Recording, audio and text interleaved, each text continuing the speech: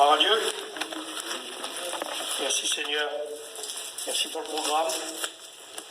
Alors, on est heureux d'être là ce matin, d'être ensemble dans la parole de Dieu. Là, vous m'entendez, hein, c'est bon? Le micro est posé là, vous voyez, ça résonne. Bon, moi j'ai été béni ce matin dans les chants cantiques, hein, de voir les chorales, de voir des gens heureux d'être là. Là, c'est pas facile, hein, des fois dans le monde on n'est pas heureux. Et quand on est chrétien, et puis quand on vient dans la maison du Seigneur, eh bien on est heureux. Parce qu'on a la paix du Seigneur. Et ce qu'on a trouvé, eh bien, on ne l'a pas trouvé dans le monde, sinon on ne serait pas encore là. Il n'y a rien qui nous retient, si ce n'est l'amour de Dieu. Et on est là de notre propre volonté ce matin et on a fait le bon choix. On a choisi la bonne part. Le cantique disait que Jésus est la clé. Et c'est vrai qu'il est la clé. La Bible nous dit que Jésus est la clé. Il est la clé à tous nos problèmes. Il est la clé à tous nos soucis. Il est même dit dans Ésaïe au chapitre 22, verset 22, que il mettra, Dieu mettra sur son épaule les clés de la maison de David. Et dans l'Apocalypse, il nous est dit que s'il ouvre une porte, personne ne peut la fermer. Et s'il ferme une porte, personne ne peut l'ouvrir. Et la clé en Orient, à cette époque-là, c'était un morceau de bois. C'était pas une clé comme nous, qu'on a aujourd'hui. C'était un morceau de bois qu'avaient les orientales. Ils avaient ça à leur ceinture. Et quand ils partaient de chez eux, ils fermaient la porte et la porte se fermait avec clé. Et quand ils revenaient pour ouvrir, ils avaient le morceau de bois qui était taillé à la dimension de l'orifice. Et ils le rentraient à l'intérieur et ils soulevaient. Et eux seuls pouvaient rentrer. Et quand il est dit qu'il mettra sur son épaule les clés de la maison de David, il nous parle de la croix. Jésus-Christ a marché jusqu'à Golgotha avec la croix sur son épaule. Cette croix en forme de clé, qui nous donne le moyen ce matin de rentrer dans le paradis. Alléluia. Amen. Mettra sur son épaule les clés de la maison de David, de la cité de David. Cette cité qui nous a été préparée. Et ce matin, j'ai un petit message à cœur, on va essayer de voir ça ensemble. Amen. Pour nous ce matin d'apporter la parole, c'est pas toujours évident. On a aussi nos petits problèmes, nos petits soucis. Mais nous sommes engagés à vous apporter un message de Dieu. Et puis on est engagés aussi à vous dire la vérité. L'apôtre Paul dira à un de ses étudiants, il dira prêche la parole, insiste en toute occasion favorable ou non, reprend, censure, exhorte. Et c'est pas facile des fois de reprendre, de censurer puis d'exhorter les gens. Exhorter ça va, c'est encourager. Mais de reprendre et puis de censurer, c'est pas facile. Parce que des fois il y a des choses où on est obligé de dire la vérité et certaines personnes ne veulent pas l'accepter parce qu'ils peuvent voir en nous un ennemi. Mais la Bible nous dit de prêcher la parole, prêcher la vérité. Et aujourd'hui dans divers mouvements, et puis malheureusement le monde évangélique c'est comme ça, il y a beaucoup de pasteurs qui ne veulent plus prêcher la vérité. Ils veulent plus prêcher la vérité de peur que l'Église diminue. Alors donc en fait, en quelque sorte, ils veulent que l'Église grossisse. Donc l'Église prend de la place mais ne grandit pas. Moi aujourd'hui, dans la sincérité de mon cœur ce matin avec Christophe, et c'est comme ça, et on en a discuté bien avant de créer l'Église ici, de fonder l'Église, parce que c'est Dieu qui crée. Mais on a à cœur de prêcher le véritable évangile. On veut dire la vérité aux gens. Pourquoi dire la vérité? Parce que l'apôtre Paul dira que vous connaissez les saintes écritures qui vous rendent sages à salut. Au salut, pour le salut.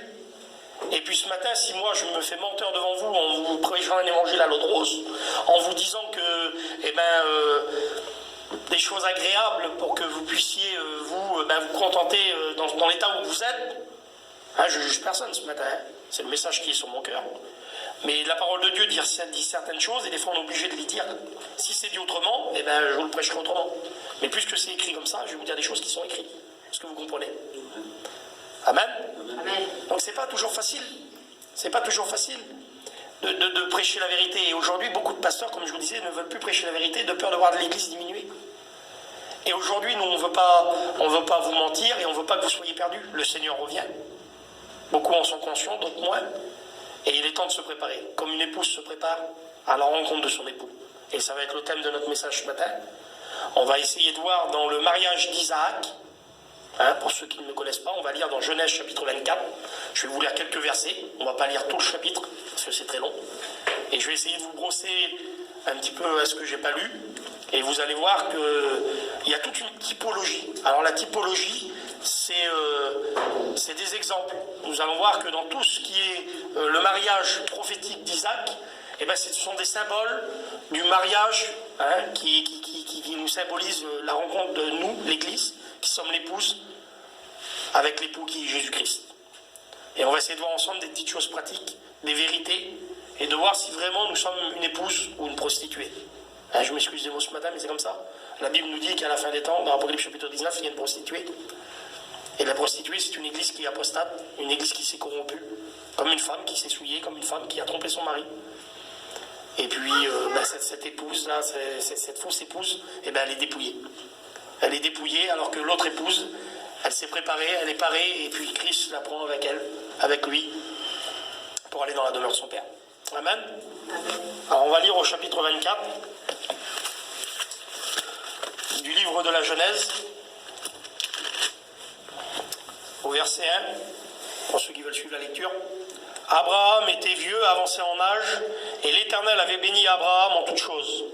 Abraham dit à son serviteur, le plus ancien de sa maison, l'intendant de tous ses biens, mais je te prie ta main sous ma cuisse, et je te ferai jurer par l'Éternel, le Dieu du ciel et le Dieu de la terre, de ne pas prendre pour mon fils une femme parmi les filles des Cananéens, au milieu desquels j'habite, mais d'aller dans mon pays et dans ma patrie prendre une femme pour mon fils Isaac.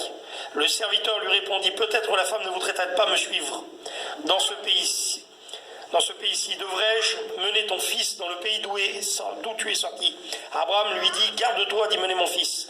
L'Éternel, le Dieu du ciel, qui m'a fait sortir de la maison de mon père et de ma patrie, qui m'a parlé et qui m'a juré en disant, je donnerai ce pays à ta postérité, lui-même enverra son ange devant toi, et c'est de là que tu prendras une femme pour mon fils.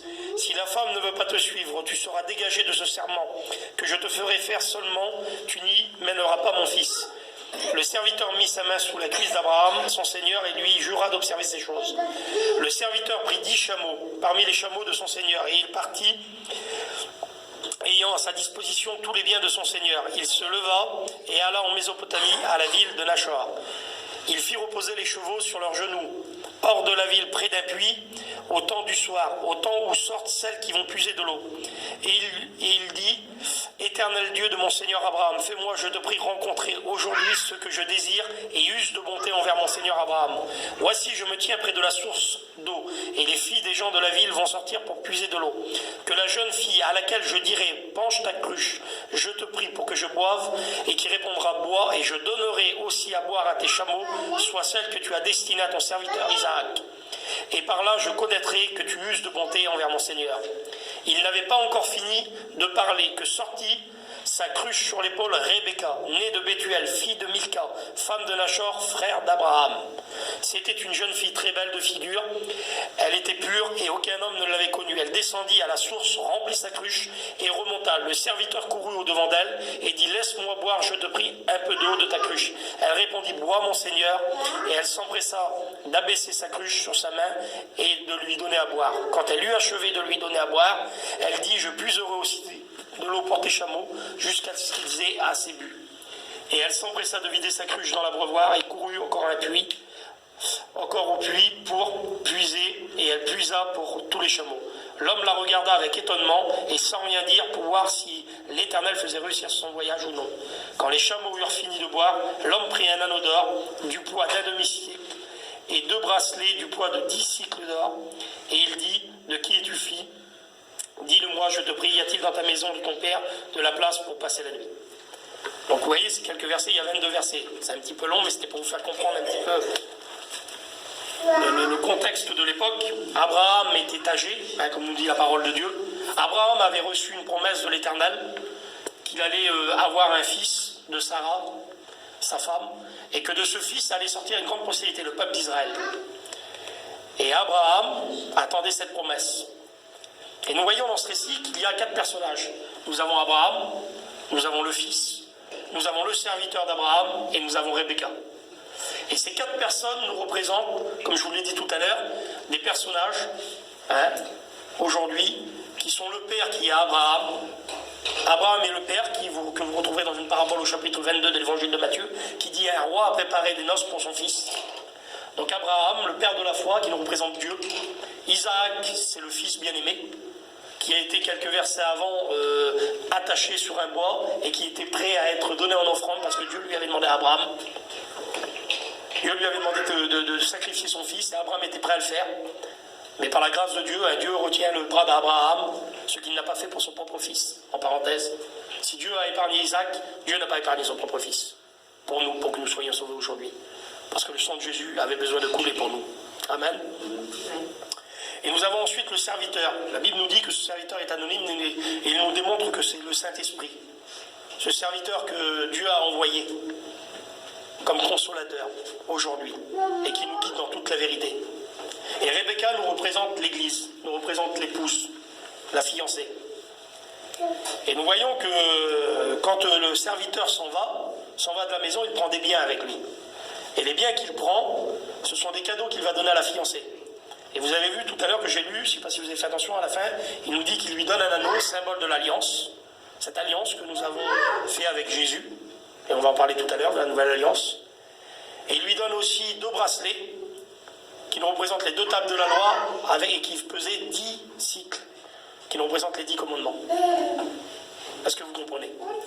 Ces tables de la loi, ces commandements, sont représentés, ce qu'on appelle la ketouba. La ketouba, dans le mariage oriental, je vais vous expliquer rapidement. À l'époque, un jeune homme qui voulait se marier avec une fille, qui avait jeté son regard, qui était tombé amoureux, et envoyait ce qu'on appelle un chatran. Un chatran, c'était comme là, le serviteur d'Abraham. Il envoyait, c'était un peu les agences matrimoniales de l'époque. Cet homme-là s'occupait de mettre en relation les 2 familles. Vous comprenez? Il disait, voilà, mon serviteur, mon maître a choisi une fille, et puis cette fille voudrait l'épouser, etc. Donc il s'occupait de mettre en relation les 2 familles. C'est ce que fait le Saint-Esprit. Le Saint-Esprit est venu un jour, nous a par la prédication de la parole, a touché notre cœur. Est-ce que vous comprenez? Jésus nous voulait, Jésus a jeté le regard sur nous, il nous a aimés le premier. Et par le biais de ce chatran qui est le Saint-Esprit, par le biais de ce serviteur, nous acceptons la parole de Dieu. Et nous allons voir que dans le mariage oriental, c'est un peu notre vie chrétienne qui est dépeinte. C'est un peu tout cet engagement. Parce qu'une fois que l'accord était conclu, que la fille était OK, et on va le voir après dans le récit, quand les 2 parties étaient OK, ils se rencontraient. Les familles se rencontraient. Et là, il y avait une dot. Donc le fiancé devait payer, devait acheter sa femme, simplement. Et c'est pas ce que Christ a fait pour nous. Est-ce que Christ ne nous a pas rachetés par son sang? Est-ce que vous comprenez la vision? C'est ça. La Bible nous dit que nous n'avons pas été rachetés par de l'or ou de l'argent, mais par le sang précieux de Jésus-Christ. Donc Jésus est mort à la croix pour nous racheter de nos péchés. Il nous a aimés le premier. La Bible nous l'enseigne. La Bible nous enseigne tout cela. Et donc dans le rite du mariage oriental de l'époque, quand le jeune homme avait donné cette dot, il devait écrire aussi un contrat de mariage, ce qu'on appelle la ketouba. Et la ketouba, c'était en quelque sorte ses engagements à nourrir sa femme, à prendre soin de sa femme, à toujours être là. Est-ce que vous comprenez? On le retrouve dans notre civilisation moderne, cet engagement. Et ce contrat de mariage, c'est la parole de Dieu. C'est ce que nous avons. Et le contrat de mariage, la femme devait le garder jusqu'à la venue de l'époux. Parce qu'il se passait en 2 temps. Il y avait d'abord les fiançailles, et une fois que les fiançailles étaient conclues, le mari s'en allait pendant un temps, environ 1 année, et après il venait reprendre sa fiancée. Et c'est ce qui se passe pour nous. Jésus-Christ est parti auprès du Père. Et nous allons le voir. Et il nous a laissé cette ketouba, la parole de Dieu, afin que nous puissions nous sanctifier, nous mettre à part, et que nous puissions, je le disais tout à l'heure, marcher selon la parole de Dieu, même si des fois c'est pas facile. Et on va le voir ensemble. Donc il écrivait cette ketouba, cet engagement. C'était scellé par un anneau, donc l'alliance, la nouvelle alliance. Et à la fin de la cérémonie des fiançailles, donc il y avait 2 témoins, souvent qui étaient là, et puis c'était les 2 pères des mariés, ce qui nous représente aujourd'hui les 2 témoins, le Père et le Saint-Esprit, qui sont là, en signe d'approbation de l'alliance qui a été faite avec Jésus. Une fois que ces fiançailles étaient célébrées, l'époux prenait une coupe de vin, la buvait et la donnait à sa fiancée, et la fiancée la buvait également. Et c'est ce que Jésus a fait. Il a dit le soir où il fut livré, il prit la coupe et il en but. Et il a dit buvez-en tous. Buvez-en vous, Église du corps du Christ. Vous, mon épouse. Un des noms du Messie, un des noms de Jésus, c'est l'époux. On le voit dans le Cantique des Cantiques, on le voit dans les évangiles où il dit voici l'époux vient, allez à sa rencontre, on va le voir ensemble.